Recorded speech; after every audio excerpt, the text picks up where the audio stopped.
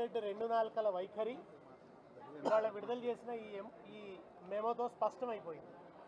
మొన్నటిదాకా చాలా భీషణ ప్రతిజ్ఞలు చేశాడు. టికెట్ల పెంపుదల ఉండదు, రేట్ల పెంపుదల ఉండదు అని చెప్పి భీషణ ప్రతిజ్ఞ చేశారు కోమటిరెడ్డి వెంకటరెడ్డి గారు, సినిమాటోగ్రఫీ శాఖ మంత్రి గారు. మరి వాళ్ళ వెంకటరెడ్డి గారు ఏ కలుగులో దాక్కున్నారు? ఆయన వచ్చి ఇప్పుడు వివరణ ఇవ్వాలి కదా. ఎందుకు గేమ్ చేంజర్ సినిమా విషయానికి వచ్చేటప్పటికీ మీరు రేట్ల పెంపుదలకు ఎందుకు అవకాశం ఇచ్చారు, ఎందుకు ఈ మెమో జారీ చేశారు, ఆయన ఒక్కడికి ప్రత్యేకమైన ప్రివిలేజ్ ఏమిటి, ఎవరికి ప్రివిలేజ్లు ఉండవు అని అసెంబ్లీలో ప్రకటించారు గౌరవ ముఖ్యమంత్రి గారు. మరి గేమ్ చేంజర్కి ఎందుకు ఈ ప్రివిలేజ్, ఎందుకని ఈ ప్రివిలేజ్ ఇస్తున్నారు? నిజానికి దిల్ రాజు అని ఆయన ఎప్పుడు కూడా తెలంగాణ ఉద్యమంలో కలిసి వచ్చిన వ్యక్తి కాదు. ఆయన ఏ ఒక్కరోజు కూడా తెలంగాణ ప్రజలకు అండదండగా నిలబడ్డ వ్యక్తి కాదు. ఆయన కూడా నిజామాబాద్లో మాట్లాడుతూ తెలంగాణ కల్చర్ను అవమానించాడు. ఆయనకు ఆంధ్రాలో సినిమా విడుదల చేస్తే వైబ్ ఉంటుందట, తెలంగాణలో విడుదల చేస్తే వైబ్ ఉంటలేదట.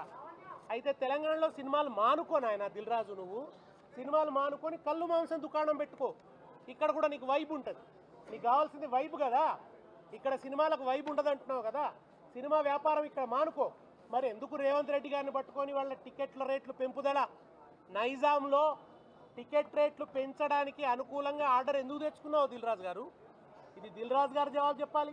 సినిమాటోగ్రఫీ శాఖ మంత్రి కోమటిరెడ్డి వెంకటరెడ్డి గారు చెప్పాలి. ఆయన్నే ప్రకటించాడు విస్పష్టంగా, టికెట్ల రేట్ల పెంపుదల ఉండదు అని చెప్పి ఆయన స్పష్టంగా ప్రకటించాడు. కనుక మీరు రెండు నాలుకల ధోరణి, ఒకరి పట్ల ఒక న్యాయం, ఇంకొకరి పట్ల ఇంకో న్యాయం. ఒకవైపు పేద ప్రజల జేబులు లూటీ చేయొద్దు అన్నాడు రేవంత్ రెడ్డి, సినిమాలు విడుదలైతే టికెట్ల రేట్లు పెంచి జేబులు లూటీ చేయొద్దని మాట్లాడారు, పేద ప్రజలు నష్టపోతున్నారని మాట్లాడారు.